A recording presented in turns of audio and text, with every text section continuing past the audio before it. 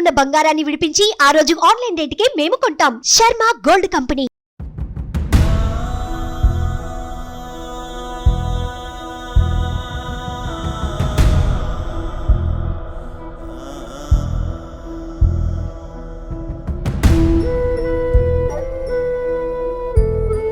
Action చేసి తల్లి చంపు పెద్ద చేసుకుని లాభం లేకపోయా.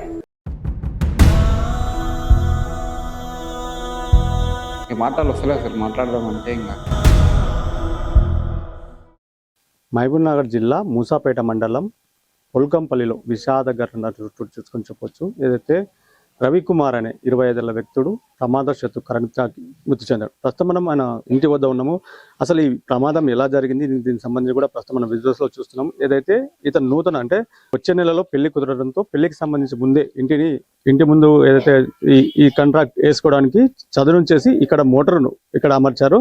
ప్రస్తుతం మనం విజువల్స్ చూస్తున్నాం. ఈ ట్యాంక్ మోటార్కి సంబంధించి కూడా మనం ఏదైతే ఈ కరెంటు వైరు ఇక్కడ నుంచి తీసుకొని కరెంటు వైరు ఇక్కడ నుంచి కనెక్షన్ తీసుకొని ఈ కరెంటు వైరు ద్వారా నీటిని అంటే ఇది ఇంటికి సంబంధించి క్యూరింగ్ నీళ్లు పట్టడానికి రోజు చేస్తున్నాడు. అయితే మొన్న ఏదైతే ప్రమాదవశాత్తు ఉదయం 7 గంటల సమయంలో 6:30-7 గంటల సమయంలో ఇక్కడ నుంచి ఈ స్విచ్ తీసుకొని బాత్రూమ్ వద్ద ఉన్న ఎలక్ట్రిక్ సంబంధించి కూడా ప్లగ్ లో పెట్టడానికి వెళ్ళాడు.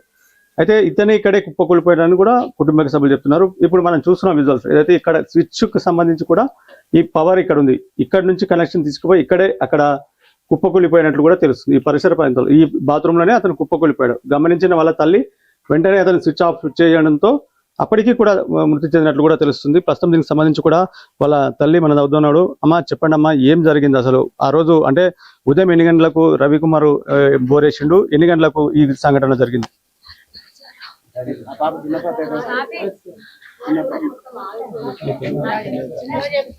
ప్రస్తుతం మనం చూస్తున్నాము, తల్లి అయితే గత 2 రోజుల నుంచి కొడుకు రోదనతో పూర్తిగా ఆమెకు మాట రాకుండా పడిపోయింది. ప్రస్తుతం ఆమె మాట్లాడే పరిస్థితిలో కూడా విజువల్స్ చూస్తున్నాం.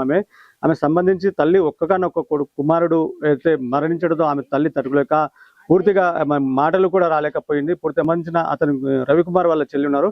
అమ్మ ఏం జరిగింది, నువ్వు ఇంట్లోనే ఉన్నావా, ఏం చెప్పారు? మా అన్న మార్నింగ్ 5 o'clock లేచిండు. లేచి బాత్రూమ్కి వెళ్ళొచ్చి కొంతసేపు పండుకున్నంట. కానీ మా అన్నకు ఆ రోజు నైట్ మొత్తం నిద్ర పట్టలేదు. ఇంట్లోకి బయటికి ఎప్పుడు లేచేది కాదు. అంత మార్నింగ్ బెడ్ వేసారు కాబట్టి మోటార్ పట్టడానికి ప్లగ్ పెట్టడానికి వెళ్ళిండు. ఫస్ట్ మోటార్ లోపల నల్ల ఊసిపోతే మూత ఊసిపోతే తీసి పెట్టడానికి వెళ్ళిండు. అక్కడ నిమ్మకాయలు ఏమో ఉన్నాయంట. అది మాకు ఎవరికి చెప్పలేడు మా అన్న. మాకు తర్వాత వేరే వాళ్ళ ద్వారా తెలిసింది, చూసిన వాళ్ళు చెప్పిండ్రు. అంటే ఆ రోజు ఏమన్నా పిలిచాడా మిమ్మల్ని? అంటే కరెంట్ షాక్ ఉన్నప్పుడు మీరు ఇంట్లో ఉన్నారా, పిలిచిందా? అది ప్లగ్ పెట్టడానికి వెళ్ళి అని అన్నాడు. మా అమ్మ బయట గిన్నెలు తోముతుంటే మా అమ్మ వెళ్ళింది. మా అమ్మ వెళ్ళి అరవంగానే నేను కూడా వెళ్ళే వరకు గోడ కొరిగి స్పృహ లేకుండా ఉన్నాడు. అంటే అది ఎప్పుడు మొదట ఎవరు చూసారు? మీ అమ్మ చూసిందా, మీరు చూసింది? అంటే బంద్ చేసడానికి వెళ్ళినప్పుడు ఎలా పడినాడు? గోడకి ఇట్లా ఏమనకుండా సైలెంట్ అయిపోయిండు. సంబంధించి ప్రస్తుతం రవికుమార్ సంబంధించి ఐడి కార్డు, ఇతను శిల్ప ఫార్మా కంపెనీలో పనిచేస్తున్నాడు. ఇది ఎంప్లాయ్. గత 3 ఏళ్ల నుంచి కూడా శిల్ప ఫార్మాకి సంబంధించిన పని చేస్తున్నాడు. రోజువారీగా డ్యూటీ వెళ్ళేవాడు. అయితే ఉదయం ఏదైతే ఈ ఇంటికి మళ్ళీ వచ్చే నెలలో పెళ్లి ఉండడంతో ఈ ఏదైతే ఇండ్లు చేసిన దానిని వాటర్ క్యూరింగ్ కోసం మోటార్ పెట్టేవాడు. ఈ క్రమంలో ఉదయం 6 గంటలకి ఈ ఘటన చోటు చేసుకున్నట్టు కూడా తెలుస్తుంది. అయితే తను పిలవబోయేనాడు అప్పటికే మృతి చెందినట్టు కూడా తెలుస్తుంది. డాక్టర్లు తీసుకెళ్లేసరికి అప్పటికే అతను స్పృహ లేకుండా పడిపోయాడు. అతను ఏదైతే ఆసుపత్రికి తరలించే క్రమంలో కూడా మృతి చెందినట్టు తెలుస్తుంది. దీనికి సంబంధించి ప్రస్తుతం వద్ద మన రవికుమార్ వాళ్ళ పెద్దనాన్న కొడుకు ఉన్నాడు, వాళ్ళ అన్న ఉన్నాడు. అన్న అసలు ఏం జరిగింది? ఇదైతే ఎన్ని రోజుల నుంచి ఇది వర్క్ ప్రారంభించిండ్రు, అసలు ఏం జరిగింది చెప్పండి సార్. గత 15 సంవత్సరాల నుంచి అన్నదమ్ముల అంటే పెద్దనాయన బిడ్డ అనే ముందలు ఉన్నది, అక్క అవుతుంది. వాళ్ళ పిల్లకు 15 సంవత్సరాల నుంచి విపరీతమైన గొడవలు ఉన్నాయి. ఏదైతే కరెంట్ షాక్ అంటుండ్రో, కరెంట్ షాక్ నిజంగా చిన్న వైర్, అది ప్రాణం పోయేటంత అయితే తీసేది కాదు. ఒకవేళ కరెంట్ షాక్ తగిలిన కింద పడి ప్రాణం అయితే పోదు. ఇక్కడ వచ్చి చూస్తే అప్పటికి హౌస్లో నిమ్మకాయలు ఉన్నాయి. మనం అవి వేరే వాళ్ళు తీసి బయటకు వేసినాం, మేము చూసినాము. కాకపోతే వీడియోలు అవేం తీసుకోలేదు. మనకు సాక్ష్యం ఏం సార్ అంటే అక్కడ చీపురు కట్టెలు పెట్టిండ్రు, బయట ముందల చెప్పులకు చీలలు కొట్టిండ్రు, దానికి జీడి గింజలు, నిమ్మకాయలు ఏంటి వేసిండ్రు సార్. ఇంటి వెనుక కంప కొట్టిండ్రు. అంతకన్నా ముందు రోజు ఈ బిడ్డ ఏదైతే అబ్బాయి చనిపోక ముందు రోజు వాళ్ళు గొడవ పెట్టుకుని రేపటి వరకు నేను ఉంటే చూడు నేను చంపుతామని అన్నారు. ప్రధానంగా దీనిపైన పోలీసులకు ఏమైనా ఫిర్యాదు చేసినాం సార్. మాకు 100% సార్ చేతబడి అని మాకు నమ్మకం ఉంది, మీరు విచారణ చేయాలని పోలీస్ కంప్లైంట్ కూడా ఇచ్చి వచ్చినాం సార్. అంటే రవికుమార్ ఆ రోజు అంటే నైట్ రోజు మాత్రం కానీ ఏమైనా చెప్పిండా, ఏమైనా మాట్లాడిండా, ఏమైనా ఇట్లా జరిగింది ఏమైనా అవుతుందని మీతో ఏమైనా మాట్లాడింది? ఏమనలేడు సార్. మామూలుగా ఏంటంటే నైట్ మొత్తం నిద్ర పోలేడు అంటే సార్, లోపల బయటకి వచ్చిండంట, మాకు బుగులేసినట్లు బుగులేస్తుందని. వాళ్ళ అమ్మ ఉండి బెదిరికుంటుందని వాళ్ళ అమ్మకి ఏం చెప్పలేడంట. అవతలకి వెళ్తే అక్కడ నిమ్మకాయలు ఉన్నాయంట సార్. నిమ్మకాయలు ఉన్న సంగతి కూడా వాళ్ళ అమ్మకి చెప్పలేడు. వచ్చిండు స్నానం చేయడానికి పోయి స్విచ్ చేసే వరకే అది అసలు చిన్న వైర్ సార్, మీరు వైర్ కూడా చూడండి. ఆ వైర్ కు అసలు ఎట్లా షాక్ కొట్టింది, అసలు చాలా అనుమానాలు ఉన్నాయి సార్ దీని మీద. మీరు వాళ్ళ అమ్మ కూడా పడందాడే అప్పుడు పడందాడు, వాళ్ళ అమ్మ కూడా పోయి పట్టుకొని గుంజింది. కరెంట్ షాట్ కొడితే వాళ్ళ అమ్మ కూడా రావాలి కదా, వాళ్ళ అమ్మకు రాలేదు. వాళ్ళ అమ్మ తర్వాత ఈ పాప పోయింది. అంటే అప్పటికి కరెంట్ ఉందమ్మా, కరెంట్ పట్టుకున్నారు అంటే కరెంట్ స్విచ్ కూడా ఆన్ లో లేదు సార్, ఓన్లీ జస్ట్ పట్టుకున్నారు ప్లగ్ అంతే, స్విచ్ ఆఫ్ లోనే ఉంది. అదే కరెంట్ మా అన్న పట్టుకున్నాక మా అమ్మ పోయింది, మా అమ్మ ఇంకా నేను కూడా పోయి పట్టుకున్నాం. మాకు కూడా కావాలి సార్ ఏమన్నా అయితే. ఏం లేదు సార్, కానీ అది మాత్రం ఖచ్చితంగా కరెంట్ ఉంది కదా సార్. మా అన్న ఏదో చేసింది. అంటే చెప్పండి అమ్మా, అసలు కరెంటు షాక్ తోనే మృతి చెందిందంటే కరెంట్ షాక్ తోనే లేదంటున్నారు అంటే మీకు ఎలాంటి అనుమానం సార్? ఆమె అయితే చాలా చేసిన అనుమానం ఉంది సార్ మాకు. అది ఏం జరిగింది అసలు? పెళ్లికి మేము వస్తే పందిరాకు సార్ ఆడ కంకర ఉంది, ఆ కంకర అక్కడ పందిరాకు ఇది మస్తు గొడవ పెట్టుకుంది సార్. పందిరి పెళ్లి అని మేము ఏమనలేదు సార్ ఆ రోజు ఏమన్నా దాన్ని ఏమనలేదు. మళ్ళీ పెళ్లి అంతా తర్వాత అయిపోయాక మళ్ళీ ఏమన్నా ఏదామంటే పెళ్లి భంగం అవుతుంది, పాప పెళ్లి భంగం అవుతా అని మేము ఏమనలేదు. నోరు మూపించుకొని ఇంట్లో దొరకొచ్చేది సార్ మమ్మల్ని. ఇప్పుడు పెళ్లి ఎప్పుడు చేద్దాం ఎప్పుడు అనుకున్నారు? పెళ్లి అప్పుడు సార్ సంవత్సరం కింద. ఇప్పుడు రవికుమార్ పెళ్లి ఎప్పుడు చేద్దాం అనుకున్నారు? 8వ తారీఖు నాడు సార్, 8వ తారీఖు నాడు చేద్దాం అనుకున్నాం సార్. పెళ్లి పెట్టుకుందాము 8వ తారీఖు నాడు అమాస వెళ్ళిన నాడు పెళ్లి పెట్టుకుందాం అనుకుని పెళ్లి వేసింది సార్. ఆ రోజు పొద్దున్న దాకా ఒకటే గొడవ అన్నాడు సార్. గొడవ పెట్టిగా అట్లా చేసింది సార్. తెల్లని దాకా రాత్రిపూట 9 గంటల లేక గొడవనే ఉన్నాడు సార్. ఈ కంకర మాలయానికి వచ్చిన వాళ్ళకి అయినారంట సార్ వాళ్ళు. అదే ఇది పరిస్థితి అయితే మనం చూస్తున్నాము. బెడ్ కు సంబంధించి బెడ్ ఈ కొత్త నూతన బెడ్ వేసేయడానికి 3 రోజుల తర్వాత ఏదైతే బెడ్ వేసిన తర్వాత ఈ నీళ్లు కొట్టే బెడ్ వేసిన మళ్ళీ తర్వాత ఈ వాటర్ కు సంబంధించి కూడా ఈ నీళ్ళ ట్యాంక్ నుంచి ఆ మోటార్ అంటే మనం ప్రస్తుతం ఆ విజువల్ చూస్తున్నాము. ఈ మోటార్ ఏదైతే ఈ వైర్ కి సంబంధించి పట్టుకుంటే ప్రమాద చుట్టూ పట్టుకొని విడుస్తుంది, షాక్ అంతా కొట్టదు, మనిషి మృతి చెందేంత పవర్ దాంట్లో ఉండదు అని కూడా వీళ్ళు ఏదైతే కుటుంబ సభ్యులు ఆరోపిస్తున్నారు. ఇది ఖచ్చితంగా వేరే వాళ్ళ పని అని కూడా వాళ్ళు ఆరోపిస్తున్నారు. ఆ ప్రమాదశత్తు ఆ కరెంటు ఒకవేళ ముట్టుకున్నా ప్రమాదశత్తు చనిపోయేంత ఉండదు. కాకపోతే మనకు ఇది అయితే మాత్రం చూస్తే అనుమానం ఉంది, దానిపైన కూడా ఫిర్యాదు చేస్తున్నామని చెప్తున్నారు. ప్రస్తుతం దీనికి సంబంధించి కూడా మన దగ్గర గ్రామస్తున్నారు. అమ్మ, రవికుమార్ ఎలా ఉండేవాడు, ఏం చెప్పాడు? ఒకరి ధర్మాన పోయేటోడు కాడు, దివిటి ఓడేవాడు ఇల్లు అంతే. ఫ్రెండ్స్ కూడా ఎక్కువ లేరు, ఒక్కరిద్దరితోనే మాట్లాడేటోడు అంతే. పిల్లగాడంటే బంగారం. అది మాకు చాలా బాధ అవుతుంది సార్. ఆ తల్లి పోయినా మాకు బాధ లేకపోవు. సన్న పిల్లల్ని దాక్కున్నది, మొగడు చచ్చిపోయినప్పుడు చిన్న పిల్లలు కన్న కష్టం చేసి బతికింది. ఇప్పుడు ఏదో 30,000 అట్లా జీతం చేసి తల్లిని సుఖ పెడదాం అనుకునిండే. పెళ్లి అయితే అక్కడనే పెడదాం అనుకునింటిమి. ఇట్లా ఏం చేయాలి సార్ ఇప్పుడు? ఆ తల్లి పరిస్థితి ఏంది?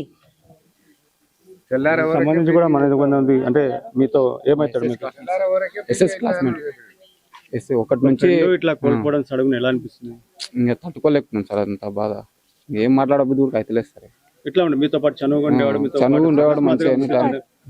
అకస్మాత్ ఎట్లా ఇంకా మాటలు వస్తలేదు సార్, మాట్లాడడం అంటే ఇంకా ఏమన్నా అనేవాడా? అంటే ఎంతసేపు ఉన్నా కొంటే ఇట్లా జోక్స్ గా మాట్లాడుకుంటుంది సార్, టైం పాస్ చేస్తున్నాం సార్ అంతే. 1 నుంచి 15 వరకు కొట్టుతున్నాం సార్. ఏ కంపెనీలో పనిచేసేవాడు? ఇక్కడ శిల్ప అరవింద్ ఉంది సార్, అక్కడ వేసేవాడు. ఒక్క కొడుకు నాయన, ఒక ఆడవాళ్ళు 2, ఒక కొడుకు. ఇంకా మూడు చిన్నతనంగా చచ్చిపోయాడు. ఆ పిల్లలు ఇంటిస్తున్నారు, ఆ పిల్లలు దాక్కుంటున్నది. ఇక కడి తెచ్చిన ముందర పిల్లాడు ఇంక ఇప్పుడు ఏం చూసుకుని పడుతుంది. ఇంక అదే పరిస్థితి సార్. ఆ నిమ్మకాయలు తీసుకొని ఆయనకు బూలు పుట్టింది.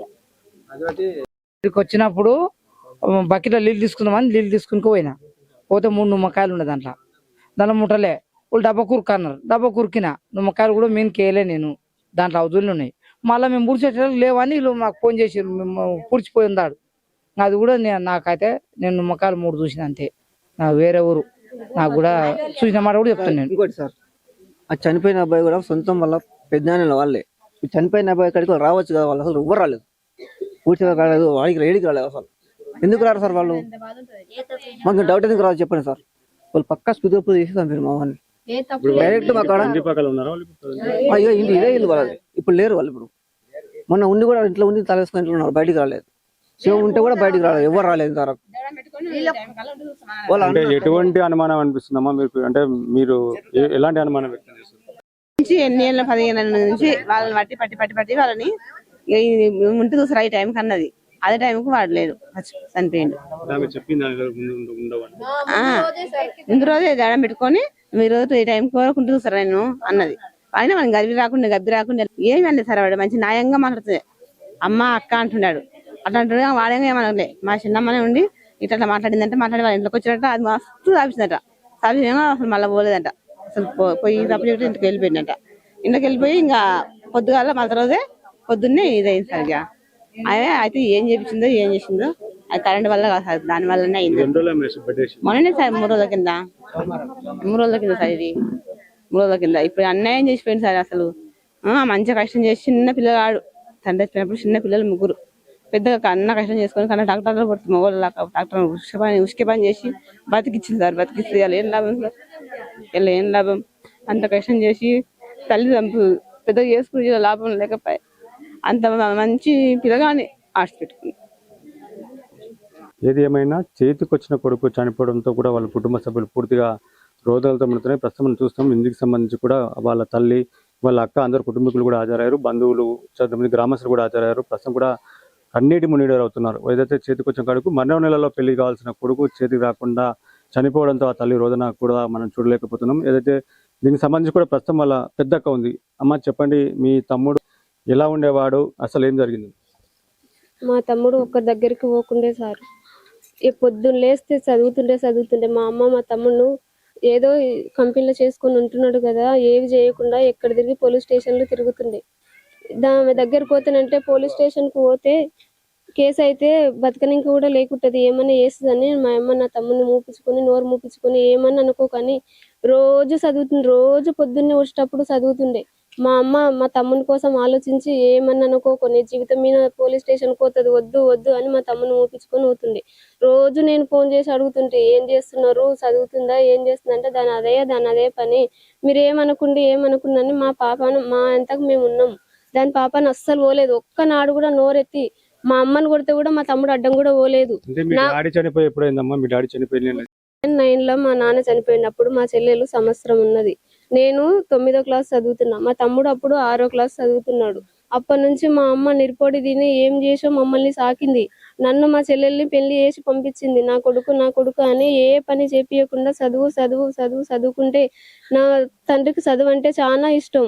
నన్ను మా తమ్ముడిని ఉన్నన్ని రోజులు మంచిగా మా చెల్లెల్ని అంటే చూసిలేడు, చదివేది కానీ మమ్మల్ని చదివేది ఎట్లా, చూసేది ఎట్లా, ఏం చేసుకోవాలని మాకు అన్ని చెప్తుండే. అందుకు మా అమ్మ ఎంత పని చేసైనా మా తమ్ముని ఇంత కూడా పని చేపించలేదు. చేయనని అస్సలు తెలియదు మా తమ్మునికి.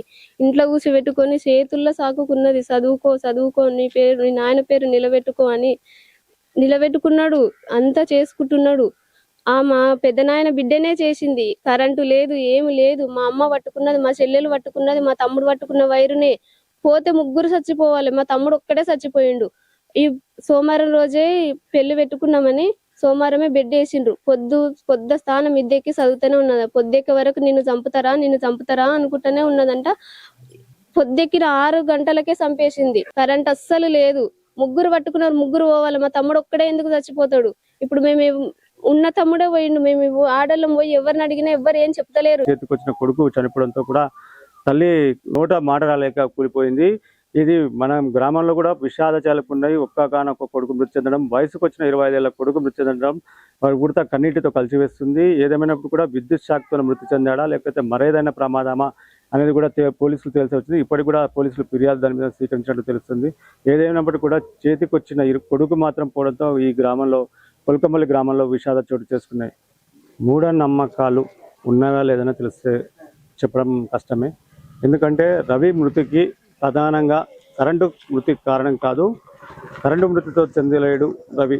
అయితే అతనికి సంబంధించిన బంధువుల ఇంటి వద్ద ఇది ఏదైతే చూస్తున్నామో మనము ఇదైతే దీనికి సంబంధించి మూఢనమ్మకాలు నమ్మాలా వద్దా అనేది మనకు తెలియదు. కానీ మనకు దీనికి సంబంధించి ఏదైతే ఇలాంటి ఘటనలు, ఇలాంటి సంఘటనలు చూస్తుంటే మనం మూఢనమ్మకాలు ఉండాలా లేదా అనేది అర్థం లేదు. ప్రస్తుతం మనం ఈ విజువల్స్ చూస్తున్న సంబంధించి కూడా ఏదైతే సమీప వాళ్ళ బంధువులకు సంబంధించి కూడా ఇక్కడ ఏదైతే చెప్పులు కట్టడం, ఇలాంటి కంప వేసి అదంటే ఇక్కడ సైడ్ కంప వేయడంతో పాటు వాళ్ళకు అనుమానంతో రేకెత్తిస్తుంది.